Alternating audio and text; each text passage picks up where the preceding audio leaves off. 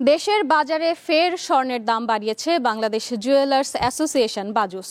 সবশেষ রোববার ভরিতে ১,০৫০ টাকা বাড়ানো হয়। নতুন দাম অনুযায়ী বর্তমানে দেশের বাজারে ২২ ক্যারেটের ১ ভরি স্বর্ণের দাম পড়বে ২,১৭,৩৮২ টাকা।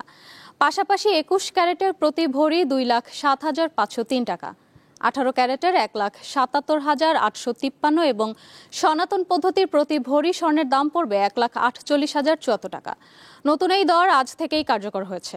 সব মিলিয়ে চলতি বছর এখন পর্যন্ত মোট ৬৬ বার দেশের বাজারে স্বর্ণের দাম সমন্বয় করেছে বাজুস, যেখানে ৪৮ বারই দাম বাড়ানো হয়েছে।